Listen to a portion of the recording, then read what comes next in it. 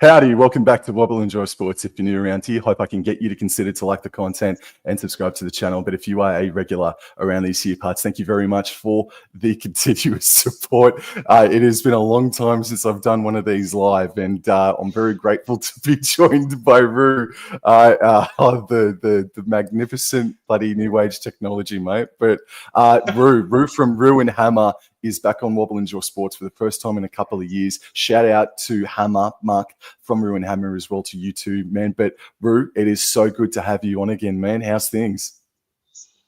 Yeah, no worries, mate. Thanks for having me on. Sorry about all the technical difficulties. It wouldn't be a Roo and Hammer show without something like this going on. So, no, I've been good, mate. I've been really busy. With just had holidays, school holidays. Kids are back at school. Renovations going on at home, all sorts of things. Footy's on. The boys are winning. So, mate, it's all happening. My boys are winning. Your boys are winning. We're all winning. It's a positive environment. Yeah, it is, man. Absolutely. It certainly is. Now, this weekend, obviously, ladies and gents, is Magic Round, and it's jam-packed. Both Roo and I and Hammer, we're going to be out there walking the streets of Caxton Street this weekend. Roo, man, talk to us about the year's previous events, and because it has the Lord Alfred Hotel, with this Warriors club.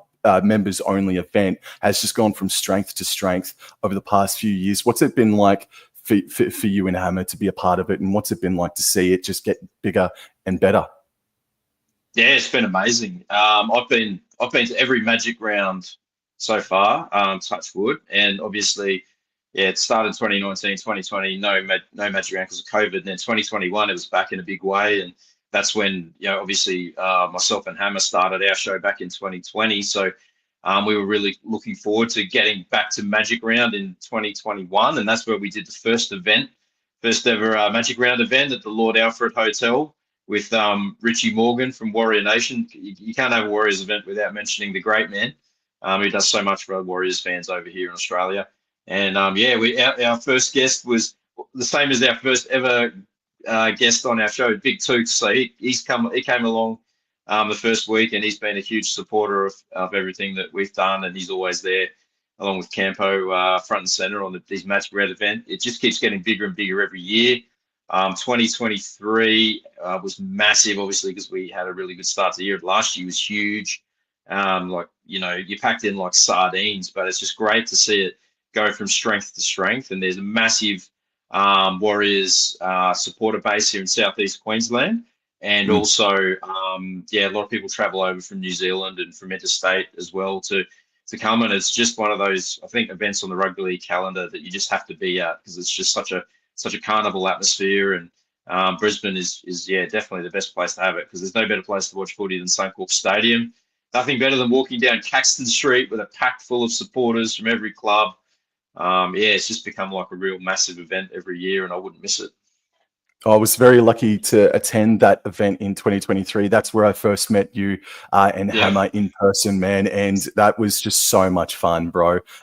It's something rare. It's a very rare sort of a thing that you guys have made happen and continue to make happen every single year, man. So, but this weekend, it's not going to be so nice. I might even lob some eggs at you from down on Caxton Street, but then I'll just have the entire Lord Alfred Hotel chasing after me down Caxton Street. So I might err on the side of caution. I could try. Yes, I could try. All right, now I've only got you for a short amount of time, but let's get stuck into the previews and tips because this is the A-Side Tip Show as well. It's also Arrive in the River edition as well. So let's get stuck straight into the game, shall we? Sure. And the very first game to kick off Magic Round is the Sharks versus the Parramatta Eels, and on Sportsbet, we've got the Sharks $1.49. The Parramatta Eels are $2.64, and there are a couple of team list changes here. So Kyle Iro, or KL Iro, comes in to the fold this weekend, which is good timing because Hiroti was injured, and Braden Hamlin-Uele comes in for the Cronulla Sutherland Sharks. And Kelma Tuolangi is out for the Parramatta Eels due to suspension, and it is Charlie Geimer that comes in to wear jersey number 11. Yeah, the Sharks, I think the Parramatta Eels would have preferred to have taken on the Cronulla Sutherland Sharks if the Sharks won this past Sunday, but now they're taking them on after a loss. But I got this weird feeling about Mitch Moses and his Parramatta Eels, man, that they might get it done. What do you reckon about this contest? Yeah, well, I mean, they were last start winners over the Tigers. They were very impressive that afternoon on Easter Monday. It's hard. It's really hard to get a read on the Sharks. They always start looking like $1 million in the season, and yeah, they seem to get a little bit patchy as the season goes on. There's still a lot of question marks about Nico Hines and his role in the team as well. And yeah, like that game last Sunday against the Tigers at Leichhardt, they should have won that. They had every opportunity to win that game, and they didn't get the job done. So whether or not they come out breathing fire, it's hard to say. I think they'll have a little bit too much for the Eels. I think it's I might be close though. I think it might be closer than a lot of people think, but I'll stay with the Sharks in a close one. Yeah, the battle of Mitch Moses versus Nico Hines is going to be fascinating to see because Mitch Moses is just about first picked in the half situation there for New South Wales. Maybe Cleary comes in, but Nico Hines, I don't think he even wants to be part of the Blue squad this year anyway. A lot of people don't want to see him go through what he's been through the past couple of seasons. No. But Nico Hines, he's still that $1 million player, and he should relish the challenge up against a Mitch Moses this Friday night. But I'm going to be with you, bro. I'm going to take the Cronulla Sutherland Sharks to win a close one. I think I reckon too, if Zach Lomax was playing in this game, I really would have had a sneaky bet on the Parramatta Eels, but I'm going to go the Cronulla Sutherland Sharks in that one. Let's move on to the second game on Friday night now, and this is a Roosters home game, the Roosters versus the Dolphins. And on Sportsbet, we've got the Roosters as favourites at $1.88. The Dolphins $1.96 outsiders. You say that you can't really tend to put your finger on the Cronulla Sutherland Sharks. I can't put my finger on this Roosters side, mate. Either of these teams, to be honest. Like even the Dolphins, it's hard to get a read on them. Like, I mean, they coughed up a big lead last week as well. But yeah, the Roosters are hot and cold, and it's another tough one to pick. Yeah, the Roosters coming off a good, strong victory against the Dragons on Anzac Day, and the Dolphins having a really good first 41 minutes, and then from that point on, they just could not hang on to the pill in that second half. As far as team list changes, there's no changes for the Roosters by and large. For the Dolphins, they do welcome back Kofusi, they welcome back Jeremy Marshall King, and Kurt Donahoe as well. There is an omission. Daniel Saifidi is out of this game for the Dolphins. I know it's weird to say that the Dolphins defense has been pretty good after they just leaked 40 against the Raiders, and 30 of those points being in the second half. But I'm going to back the Dolphins in here. I think that they can be a real nuisance, even though the Roosters have won at Suncorp recently. I think the Dolphins can just get the Chockies this Friday night, Brew. Yeah, look, I just think the Dolphins have a little bit too much strike in their side, and I mean Hammer is starting to warm into the season nicely after a really slow start, and like Daniel Saifidi will be big out because he adds a lot of go forward, a lot of punch in the forward pack, but Kafusi's back.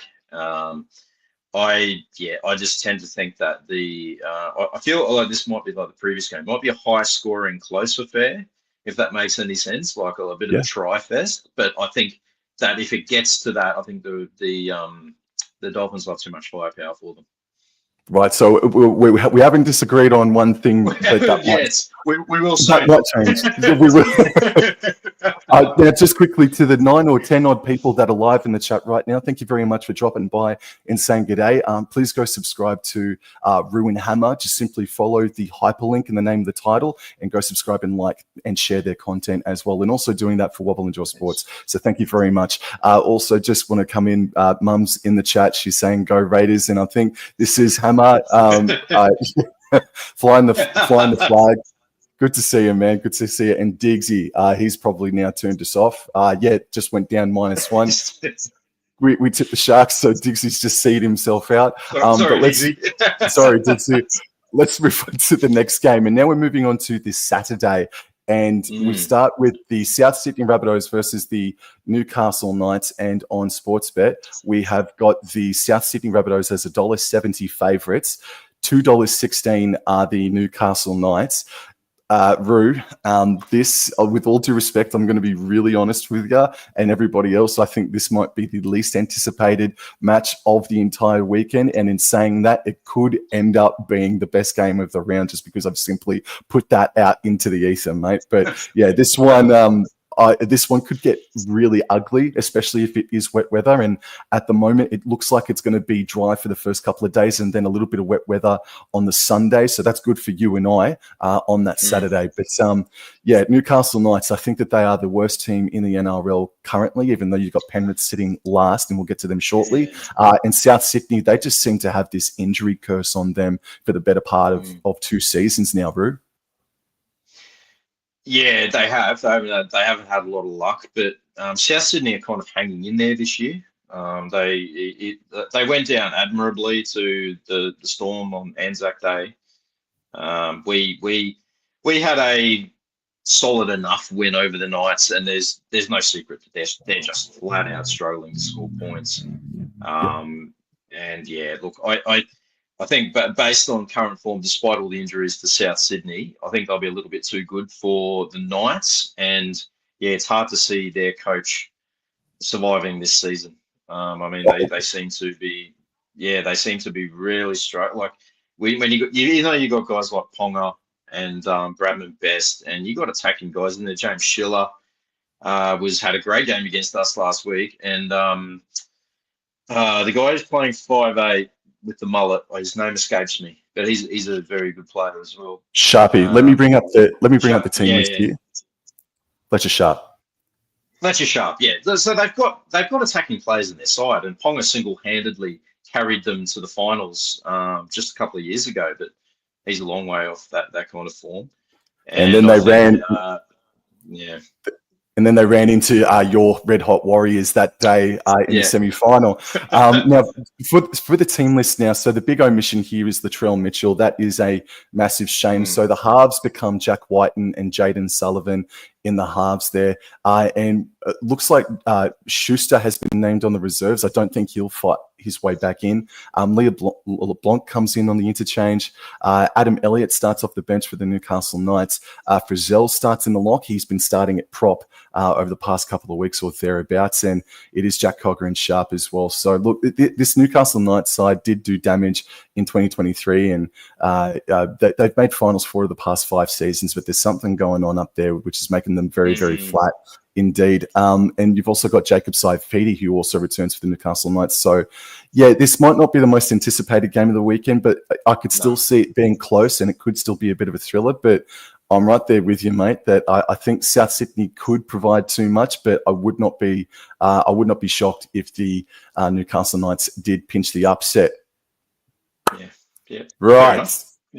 We have agreed about everything up until right now, and this game, Warriors versus Cowboys, could steal the entire show this weekend. Yes, indeed. So we've got the New Zealand Warriors, the home team. I'm not too sure how you guys feel about that. Hosting the North Queensland Cowboys every year. Now, the odds for this game are incredibly close, but it is the Cowboys. Oh, that's gotten a bit big. The Cowboys are $1.82. The New Zealand Warriors are $2.02. That was about $1.90 each way just the other day, if I remember correctly. So are you able to read off your screen the team list if I bring it up here for you, Roo? Yeah, I'll have a go. Yeah, of course. Yeah, yep. Alrighty. In 3, 2, 1. And Roo, man, if you can take us through the lineup that was named this afternoon for the Wars. Yeah, so at fullback, we got Chance Nickel-Klukstar. On the wings, we got Tane Tuapiki and Adam Pompey.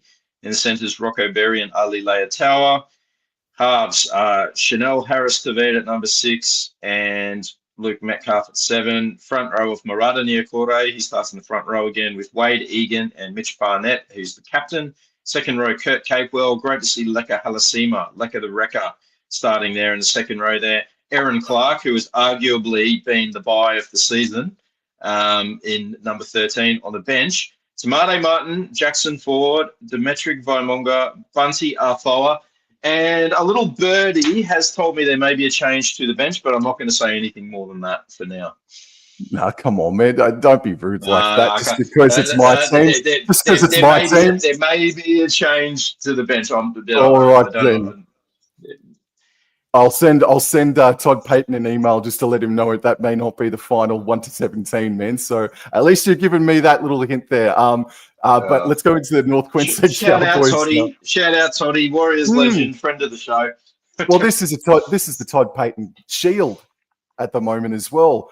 So we've got, for the Cowboys, Scott Drinkwater at fullback with Rob Derby and Taulagi on the stings, Purdue Vilea in the centres, ex-Warrior Vilea, and Tom Dearden and Jake Clifford in the halves, McLean, Robson, Taumalolo up in the front, Bateman, Nene and Cotter in the back row, McIntyre, Edwards, Neem and Hess on the interchange, and 18th player is Zach Laybutt. I just want to get your thoughts, first of all, on the shift of Jackson Ford back to the interchange bench in favour for Marata Niukore. I thought Jackson Ford was unbelievable last weekend against the Newcastle Knights, I should say.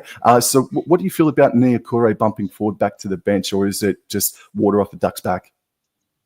Ford, you mean Ford playing off the bench? Yeah, Ford is playing off the bench and Niukore starting. Yeah. Look, I don't know. Neil Correa's form has been a bit up and down on the edge. Like Mark and I've spoken about this a lot of times. He seems to struggle to hit the gaps, and he struggled with that all through last year and a little bit this year. And I don't know whether it's more of a ploy to get him more involved in the game. Jackson Ford, to me though, he's an 80-minute player, and typically I would have said he's either starting or he's not in the team at all, because he's like a workhorse type player, gets through a mountain of tackles, and he's really starting to make a big impact in offense. Like, he hadn't been typically known for that. He was a bit like a Michael Luck type player, former Cowboy and Warrior. And yeah, like a guy that goes out there and just tackles his heart out and never gives up. And he's more of an 80-minute player. I've always had it. Anyone who knows Ruin Hammer, I cop a fair bit of flack for this. I'm a bit of a Jackson Ford fan, and I think that he was such an unheralded signing at the time. Like, no one had heard of him when he signed with the Warriors, and he's kind of never really been out of first grade since. But yeah, I didn't mind when he was at prop, but he's not the biggest body. So I think you guys have a pretty big pack. So I don't know whether they're looking to start with a bigger body in Niukore to sort of match you blokes up front a little bit more.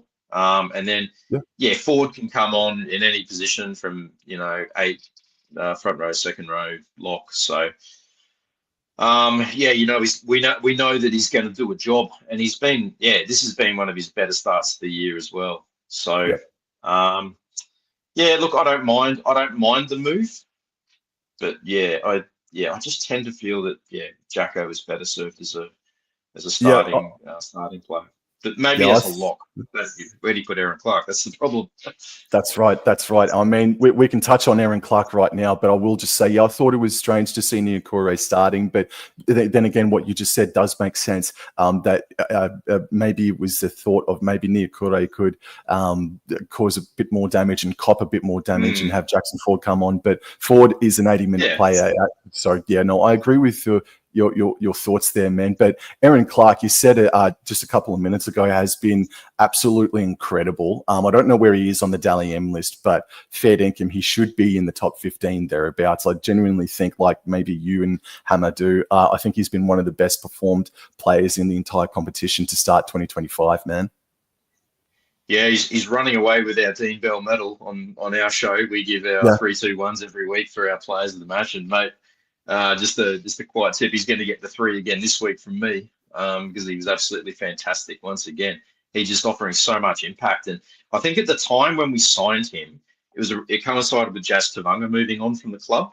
And a lot of people, like Jazz, obviously being a long-serving player and been at the Warriors for almost a decade and everything, and they're saying, there was comments going around like he's not really, he's a downgrade from Jazz, but mate, he's been anything but. He's just come in, he's made the position his own. He's just constant like post-contact meters and just a constant threat attack powerhouse. He's like built close to the ground, and he's almost like a he's a real nuggety sort of customer, and but very solid, and like he's been absolutely outstanding, like the leading forward in our pack every week. Do you And remember? yeah, like Yeah. Do you remember? yeah, Do you remember when Aaron Clark was first at the Warriors? Because he did start his career at the Wires and then yeah. shifted to the Titans. Do you remember Aaron Clark in that period? I have to be honest. He played one first grade game, I think, back in round 2 in 2017. I don't actually remember him playing it, and I looked at the stats, and he played for about 10 minutes or something. He Oh, came there you on go. as an interchange player, and then after that, I think he went through a little bit of a tough period in his life and in his career, and he ended up with the Raiders, and then he moved back to New Zealand, and then he moved from back to the Titans, and that's where he got his start in first grade and played about 95 odd games there, and he was a regular in first grade over there. But yeah, like I don't even remember him actually playing for the Warriors in first grade. But funnily enough, he came through the lower grades as like a halfback or a 5'8" and a hooker more Right. so. But now he's very much in the lock middle prop position now, and he looks quite at home there. But yeah, Yeah. like close to the impact that he's given us. He's close to like the buy of the season has to be. Absolutely, absolutely. Now moving into the backline battles now. So this weekend we're going to see Viliami Vailea try to take down Ali Leotawa. I think that is going to be a very, very interesting battle, especially for Vailea, who has not started the season terribly, like not even average, but I do want to see a little bit more Milo, if you don't mind me using the term, the phrase. I want to see a little bit more Milo from Vailea over the next little bit. But taking on Leotawa, this young superstar, he is he's one to watch, and he's very unexpected, and you never know what you're going to get from him every single week. Yeah, blockbusting centre.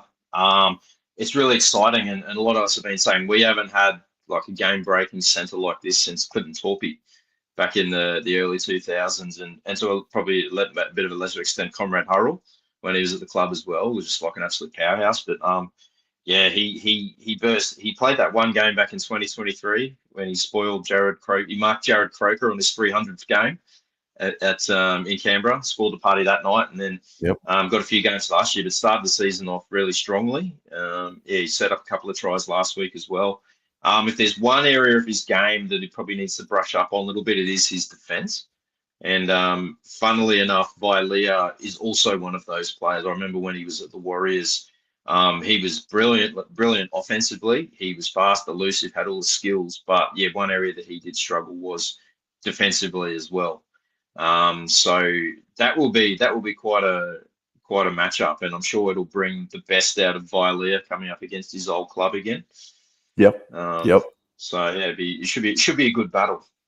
The other battles that we've got in the back line, we're going to see Robert Derby alongside Vailea take on, we've got Adam Pompey this weekend. So two relatively tall players, not with the greatest of speeds as well. So that's a very even matchup as well. And then on the other side of the paddock, and this is all assuming that I'm correct, and I'm pretty sure that I am, we're going to see Tane Tuapiki versus Murray Taulagi. And look, the big Murray Taulagi has worked his way into the season beautifully. He's not a top 5 winger based on form this year yet, but he is working his way beautifully into it. Tane Tuapiki, I said at the start of the year, if the Warriors are any chance to make the top 8 this season, and I had you boys at 9th before the season kicked off, Tane Tuapiki had to be in this side 1 to 17 every single week. No matter how you do it, you do it. And he's got himself a spot on the Sting for now. Obviously, he will become not obviously, but I assume that he will become your fullback. Or, well, no, because Chance has just re-signed with you for the next couple of years.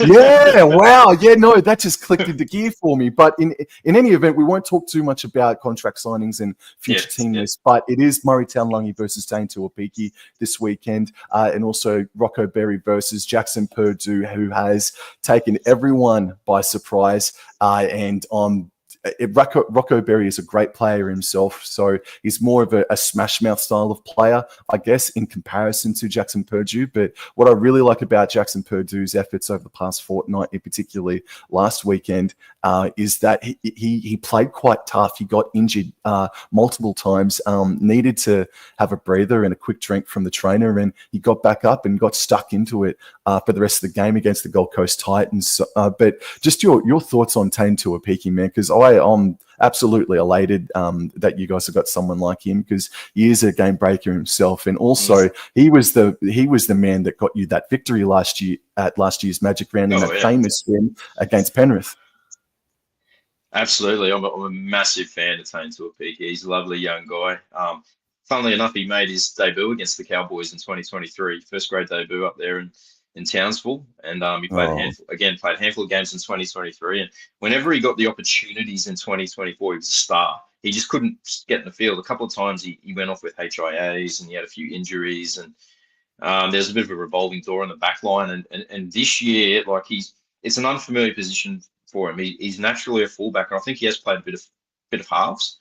I had a chat to his mum a couple of years ago at one of the Warriors functions. She said, like, he grew up playing 5'8" as well. So that is interesting I know we're not going to go into like the contract stuff and with Chance and everything, but that's an interesting little asterisk with all that stuff. But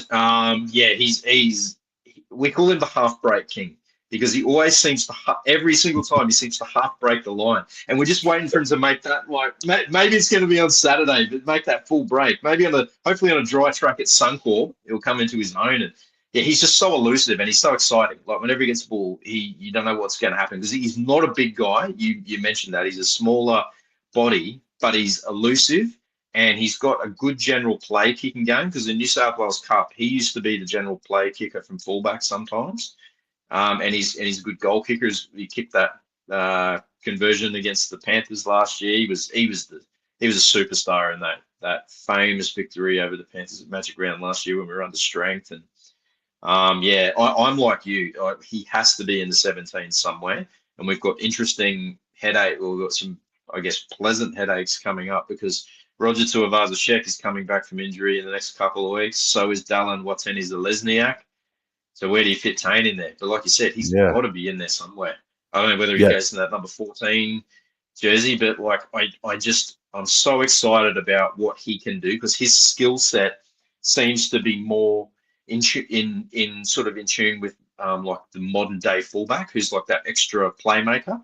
He can chime into the back line. He's got a good passing game. Third, almost like that third halves option.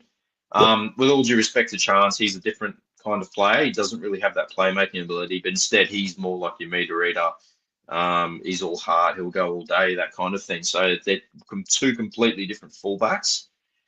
But I agree. Tane has to be in the team somewhere. I'm a massive fan, and I hope like he sticks around and doesn't. I'm sure Webby's got a plan. Whatever, I know Webby's got a plan somewhere, so I'm just going to trust in that. But he's too good a player to not be in the team.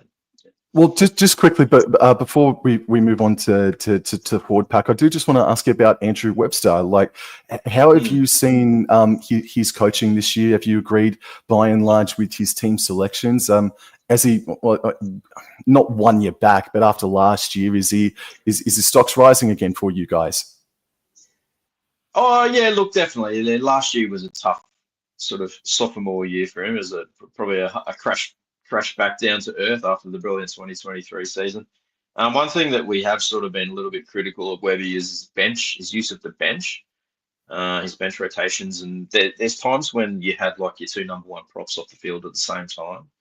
I remember when Fanua Blake was here, we'd have Fanua Blake and Barney sitting on the bench at the same time, and we'd lose the momentum. And then this year there were times when we had Barney and James Fisher-Harris sitting on the bench, and then you'd have two other guys that would only get on the field in the last few minutes of the game. And like that's one criticism. He's a little bit. I feel like he can be a little bit too safe at times with some of his selections. He seems to stick with what works, and he seems to still be favouring the kind of game plan that was successful for us in 2023, which is hard to replicate without Sean Johnson there in the halves.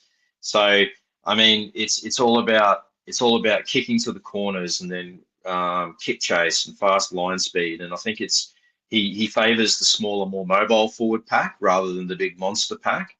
And I think like the idea is, get the fitness levels up, because last year the fitness levels weren't quite there, and that showed in the back end of games. But this year, like they're saying, the players are feeling a lot fitter, and his kind of thing is like we'll outlast teams, and we have done that in a couple of games this year where we finished strongly. So look, overall, like he's an impressive guy when you listen to him. He comes from great pedigree. He served his apprenticeship at Penrith under Ivan Cleary there as well. So yeah, look, it's good to see a bit of return to form for the team and for him as well, because even though the club has come out and backed him and said Webby's our coach, it doesn't take much for coaches to be under pressure in the media these days. And I think if Webby had a tough start to the year, well, even after Vegas, wasn't looking to crash hot, but obviously we found our feet after that. But it doesn't take long before the media start beating their drums about coaches being sacked. So yeah, it's good to see a bit of good to see him getting some results again this year. To the 15 odd people that are in the chat right now, I'm talking with Rue from Ruin Hammer. So please, in the name of the title, there is a hyperlink. Please go and subscribe to Ruin Hammer and share and like their content as well. I'm really appreciative of Rue's time here tonight. And just let's go into the forward pack now, and we'll touch on Lika Halasima. Now, I think he's going to be going head to head with John Bateman, but gee whiz, I would slip $100 to both Andrew Webster and Todd Payton to swap that over and have Halasima versus Jeremiah Nene, maybe the two most impressive young second rowers coming through the game. And Nene has been in the game for about 3 or 4 years now. I get that, but he is the future in that position. And Halasima has said, yeah, well, watch me go, because since his debut last year against the Dogs, Halasima has fascinated me, and I'm sure every single Warriors fan out there on the planet, man. But I think we're going to have Halasima versus John Bateman. So the old dog really needs to be on his guard this weekend against Lika Halasima. But if I'm wrong, then we've got Bateman versus Kurt Capewell. So a couple of old dogs potentially going head to head, or we could see Capewell versus Jeremiah Nene. But in any event, I do think that back row battle of Capewell, Halasima, and Clark versus Bateman, Nene, and Cotter, that's going to be really, really fun. A really, really fun watch. But Lika Halasima, man, tell us about him. What do you reckon? What do you freaking make of him? Yeah, look, last year there was all this talk coming out of the New South Wales Cup team, like, you got to watch this kid like Halasima. He's an absolute wrecking ball. And he made his first great debut against the Bulldogs in that Golden Point game. And then, so I think with one of his first touches of the ball, he almost ran 50 metres and scored a try. Just got held up over the line. You're like, far out. Like, this kid's going to be something special. He got a few more opportunities in 2024, but we knew this was going to be a big year for him. And yeah, like he started the year off the bench, and he was coming on, probably not getting big minutes, but he was making his presence felt. Like, he's just a tackle breaking machine. He's not like a huge man, if you know what I mean. Like, he's not like a Nelson Asafa Solomon, a giant type, but Yep. he's just so powerful. And I think he really announced himself on the big stage where he scored that try against the West Tigers, where he dead set outpaced half their back line down the sideline, and then big sidestep in field. And he seems to love this shush thing to the crowd. And I thought it was kind of funny when he scored at home and he was shushing the crowd. It must just be one of his things. But he also scored a try against the Melbourne Storm that was very Nene like. He jumped up and contested the bomb and came down with the bomb, and that's one of Jeremiah Nene's strengths, is his kick chase, and he scores more tries from kicks than probably any other forward in the game. So if he can add that skill to his already I guess growing skill set, then that's awesome. But yeah, he's a real handful, Lecker the Wrecker, as we call him. So yeah, hopefully, I guess for our sake, he has a massive game, whether he's up against the old dog or the young bull or whoever it is. Yep. I also think Aaron Clark and Reuben Cotter's a good matchup as well. both Very. similar kind of players. Yeah. Yep. So just finally on the teams here. So you've got Tamari Martin in at jersey 14, Sam McIntyre coming off the bench. I think McIntyre is not getting spoken enough about in Origin circles. I really think if you're after a utility player or a jersey 17 player, Sam McIntyre, I think he is a New South Welshman. I think he was born in Canberra, so I think he's actually a New South Welshman. But so New South Wales are pretty stacked this season. But anyway, but Tamari Martin in jersey number 14, man, are you a fan of it? Did you prefer maybe another forward instead of Tamari Martin, or are you happy with it? I think he's just been named there for like backline insurance. Yep. In case of an injury there. I mean, like he can fill it in the halves. He can play fullback. He's played a lot of fullback in first grade as well. So when I think when he played against the Broncos the other week, he came on and Chanel Harris-Tavita moved to dummy half to give Egan a rest. So I think it all centers around like we've got to give Egan a bit of a rest because like he's the focal point of our attack, Wade Egan, and we're thinking we're going to run him into the ground. So I wouldn't be. I'm pretty sure Tamari Martin's there as a way of giving him a bit of a spell during the match. But yeah, he would be there for backline insurance for any injuries, and they could just do a shuffle around because we got a few guys in the backline that can play multiple positions, which is always a good thing. So you don't reckon he'll play more than 10 minutes this weekend? 10, 15 minutes, maybe just to come in and give Egan a bit of a spell. He'll probably do exactly like what he did against Webster. Will probably do what he did against the Broncos and just do a little bit of a shuffle. Depending on the situation in the game.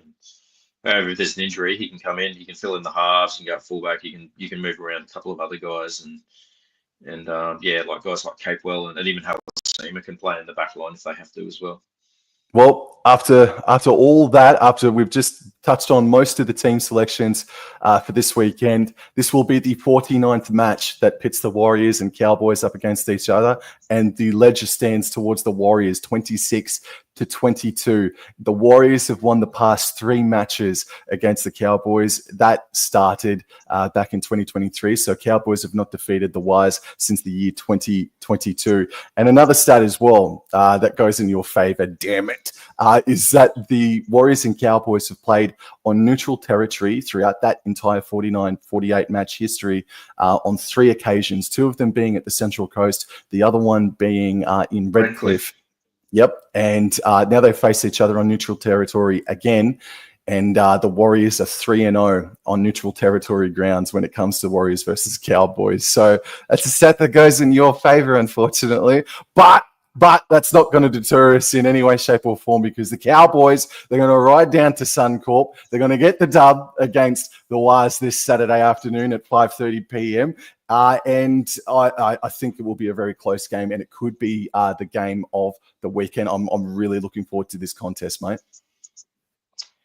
Absolutely. I think we match up really well with you guys. And I think when they announced the Magic Round fixtures, I thought finally we've got a decent, evenly matched up sort of game because the last couple of years we had to play Penrith, and then the year before that we had to play Parramatta, and we always had to play like really difficult sides and Magic Round in the South the year before that. So I think I'm really looking forward to it. Hopefully it's a dry track because I think that'll bring the best out of both teams.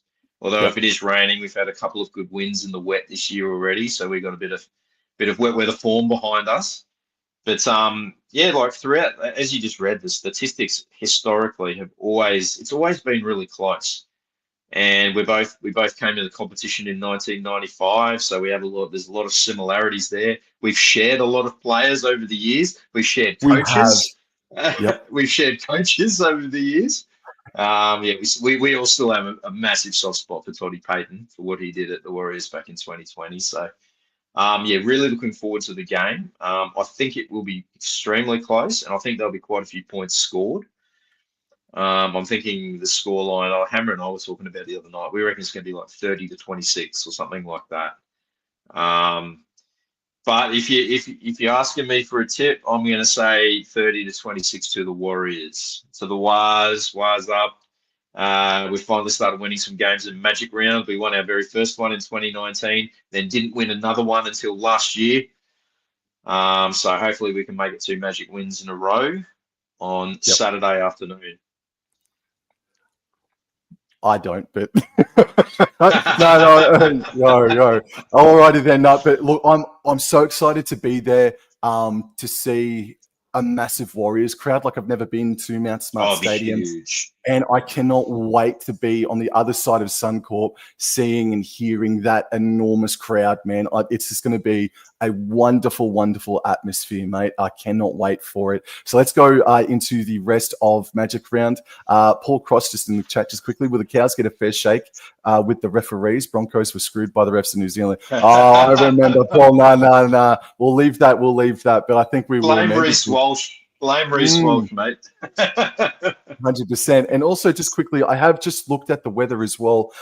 Saturday looks like it's going to be 22 degrees and cloudy with no rain expected now throughout the entire weekend, actually. So that is really, really good news, and hope that stays that way. But let's move into the final game of Saturday, and that pits the West Tigers versus the St. George Illawarra Dragons in the prime time slot. I'm not too sure about that, but we'll see what happens. Dude, the Tigers, they find themselves as favourites at $1.87. The Dragons are $1.97. And it looks like here that Lachlan Ilias has been dropped for the Dragons, and coming in for him is Lycan King Togia. He has already made his first grade debut, so good luck to him this weekend. And besides that, just very, very quickly looking at it, Hamish Stewart is starting at lock this weekend for the Dragons, and that looks to be just about it. Not too many changes there for either side. Tigers seem to grow a bit of a third leg every time they play at Suncorp, but these two sides did meet each other at Magic Round in the 2023 edition, and it was the Dragons, I think, that just pipped the West Tigers, but it was a close game in any event. For the primetime slot, that's not what I would have done. But again, like South versus Newcastle, watch this potentially steal the show of the entire weekend, maybe. But for this one, if they can get their last tackle options right, because they were pretty dreadful this past Sunday, I am going to go the Tigers, but I'm so weary about the Dragons coming off that Anzac Day, that embarrassing Anzac Day loss. But I'm going to go the Tigers 1-12 in this one. Yeah, I got a little bit of a soft spot for the Tigers. Like, you don't want to see teams losing forever, and you like to see a little bit of improvement there. I've got a great mate who's a diehard Tigers fan, so always for his sake, I hope that the Tigers get up. And he was looking a little bit disappointed. This whole Lockie Galvin thing might derail their season, but they rallied and they got that win last week. I thought the Tigers did win that in 2023. Yeah. It must have been. I think it was a pretty scrappy, sort of low scoring game, but I remember them getting up. So I think they'll get the job done. Like you said, they need to fix up their last tackle options. And Luai probably still finding his feet in the side. So I think he'll have a big one. And I think the Tigers will get the job done. Although the Dragons are always a sort of a plucky side and get coached by Shane Flanagan these days. And we know his sides are always tough and never give up. So I think it'll be another close one. But I think the Tigers can get up in the prime time slot. Yes. Now let's move into the Sunday afternoon games now. And the first game of the Sunday contests kicks off, I think, at approximately 10 to 1 or 1 o'clock thereabouts. It's the Gold Coast Titans versus the Canterbury Bankstown Bulldogs. The Titans find themselves as $4 outsiders, and the Bulldogs are $1.25 favourites. And I've said the same thing just then about the St. George Illawarra Dragons, that the Bulldogs, they will be terribly embarrassed about what happened last Thursday night on Anzac Day Eve. And I would have tipped them with a fair great deal of confidence, but they are going to be without Matt Burton, Tupanua, and another name that I'm going to find out here now, Josh Curran, out with those three pretty important players. That is that's a massive punch, absolutely. So their forward pack is King and Daniel Saluka Fafita, Kikau Preston Salmon, and then you've got Blake Taff, who's going to be playing off the bench this weekend. Now, conversely, for the Gold Coast Titans, Roo, Brock Gray unfortunately did his ACL last weekend, so his season is finished. So rest up easy, young man. And then also Jamin Jolliffe is out for the Gold Coast Titans. There's also another player that's out for the Gold Coast Titans. I don't know if you know this, mate, but David Fafita has been dropped by Des Hasler. He is not playing in this. He is jersey number 19, and so therefore the interchange is Khaleesi Haas, Isaac Fa'asuamala-Aui, Arama Hau, and Josiah Pahulu, I think, makes his 2025 debut. But that is an interesting swing of the axe there by Des Hasler on David Fafita. Yeah, it's a bit of a surprise that he's obviously their main man when you come to making something happen, the game breaker. But it might be the kick up the bum that he needs. Regardless of that, I expect the Bulldogs to come out breathing fire this week, and to make up for the embarrassment of that last Thursday's performance. And despite the fact they'll be undermanned, I expect them to get the job done fairly comfortably against the Titans.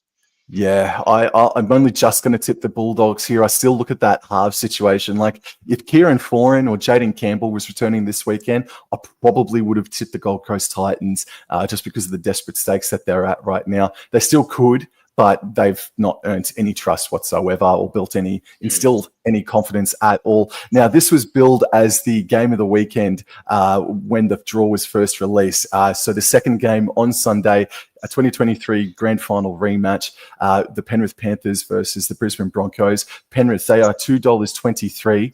The Brisbane Broncos, they are $1.66.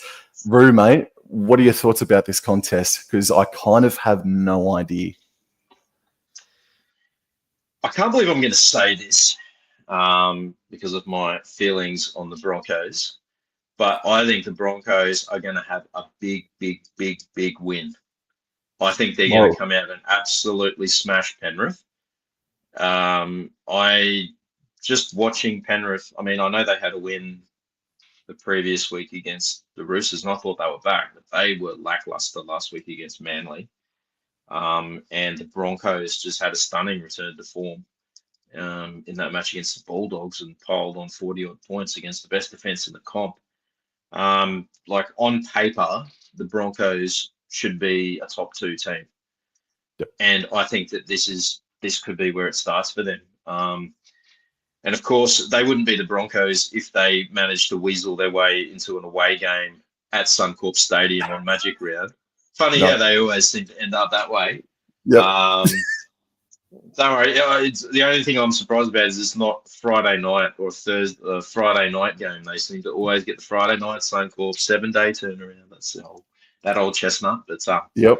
Yeah, I actually think the Broncos look a little bit better without Reece Walsh in the team. I think Selwyn Cobbo had a strong game, and he's off contract as well. So he's looking to make a statement back there at fullback. He's come out and said that fullback is his position. So what better way to show it than on the biggest stage at Magic Round against the struggling 4-time premiers? And I think they're going to have a big win. Selwyn Cobbo, you said he's off contract. He might be a Perth Bear in a couple of years. Watch this space, and I'm sure that you and Hammer will be looking forward to the Warriors making that trip to Perth once a year. Holy crap, right?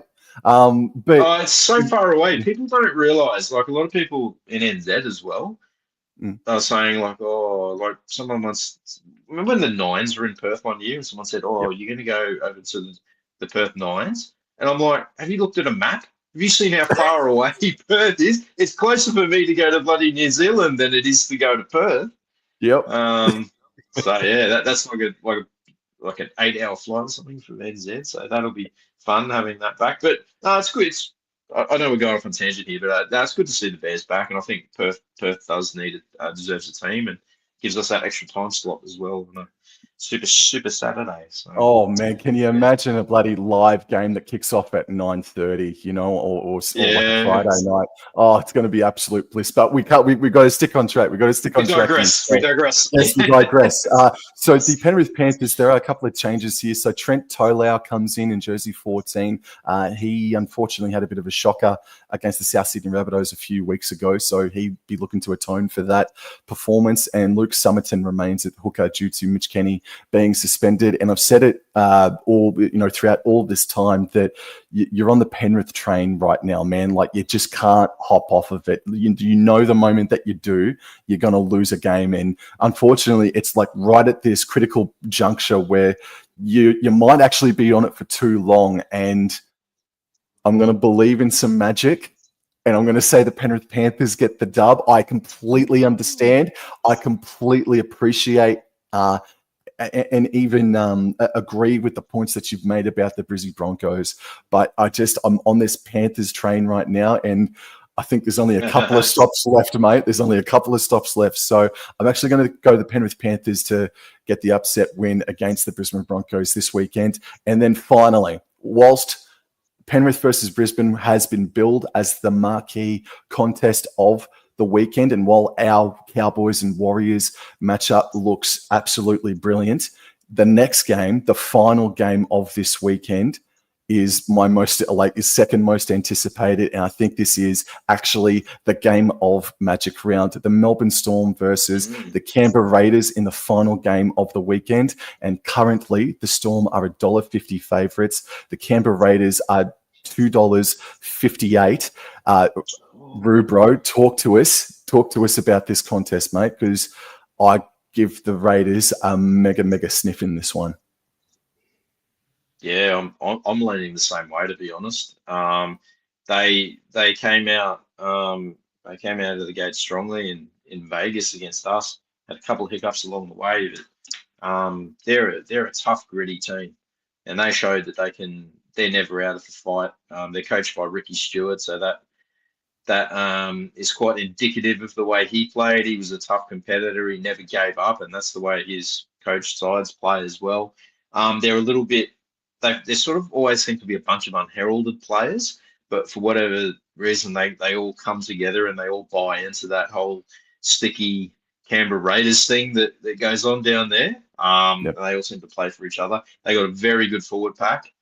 They've got Joe Tarpany and Big Red up there at up the front, old Corey Horsburgh, and those pommy forwards that they got, that Nicholson, bloke that keeps scoring the tries, mate. He's what a find he's been. They can always cover a good pommy forward. So, mate, I'm gonna say I think the Raiders can get an upset win here. Storm have been up and down. Like they got absolutely pantsed by the Dolphins a couple of weeks ago at that very ground. Came back and had a so win over the Rabbitohs on Anzac Day, but I think the Raiders can ambush them a little bit here and get them into a grind. And I think it'll be a close game, but I think the Raiders can finish over the top of them. Yeah, the Melbourne Storm, man, if there's one team that they probably didn't want to take on right now in the form that they're in is the Canberra Raiders. And I think the Canberra Raiders actually might be licking their chops. But whenever I hope against the Melbourne Storm, they always crush it, man. They always do. Yes. They always do, man. And it is at Suncorp. I know they lost to the Dolphins earlier this year, but it is at their second home away from home up there at Suncorp. We know the record that they got. For team changes, there's nothing, but Nelson Asafa-Solomona has been named in the reserves for the second week in a row. So maybe he might be a late inclusion this weekend. But the starts for the Raiders are concerning. That's 2 weeks in a row where they've been down by 16 points. Yeah. Yep. So this is so good. I think you're going to be. Are you going to be in attendance for the Sunday games? I don't know if I'll. No, I won't be. Sorry, because we're not playing on Sunday this year. I'll only be there on Saturday. Yeah. Yep. But I'll be there in attendance for this one. God, I'm going for the Raiders, but I'm tipping the Melbourne Storm because I got that feeling about this one where the Raiders are probably in better form, you would suggest, than the Melbourne Storm, which is rare to say.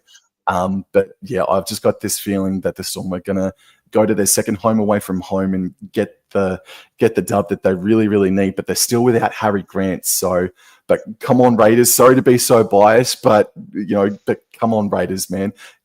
Can That's you tell all right. You're an ex-Canberran. yeah. Can you tell which team I dislike the most as well? Alrighty then. Well, that's it. That is the Magic Round, a preview edition for the Ace High Tip Show. Roo, man, thank you so much, bro. I'd love to talk to you again later on this year, whether it be during the season or after the season. Still such a massive fan and follow and watch Roo and Hammer every time that I can. I'm so appreciative of your time tonight, mate. Thank you. Yeah, no worries. Appreciate your support and thanks for those kind words. And yeah, thanks for all your support over the years as well. And yeah, absolutely looking forward to this weekend. As I said, it's one of the great events on the rugby league calendar. So can't wait to go in there and meet all fans of every team. If you see us out there, come and say g'day. Come into the Lord Alfred. I think most of us are going to be hanging around there. So, yeah, massive for all you Warriors fans out there. There's a massive Warriors fan meetup at the Lord Alfred upstairs as usual. That will be from 12 o'clock if you can, if you want to get there at 12 o'clock. But our game kicks off at 5:30. So anytime after 12, turn up and hang out with, Warriors, your fellow Warriors fans. And a big shout out again to Richie Morgan for always organising such fantastic events. And Roo, mate, if you start seeing eggs lobbing up over the top of the guard, you know who it is. You definitely know who it is, man. Coming for you. Yeah. With the rest of your War clan, with your Warrior army, that's for sure, man. We'll be on there. Well, I hope to see you there, man. I'll definitely try and hunt you down and say good day to you this weekend. And please come and say good day to us at the Lord Alfred Hotel. If you're going to Magic Round, you're going to see a hell of a lot of content creators. You're going to see a hell of a lot of brightness and loud noises. It's going to be an absolutely amazing weekend. It looks like that it's going to be a dry weekend as well. Looking here on the weather map, so it's going to be fantastic. So thank you again for your time tonight, Roo. Please go and subscribe and like and share Roo and Hammer's content by following the hyperlink in the name of this title, and do so for Wobble and Jaw Sports as well, guys. So thank you very much. Enjoy your weekend. Take care, everybody. Adios. Thanks, guys.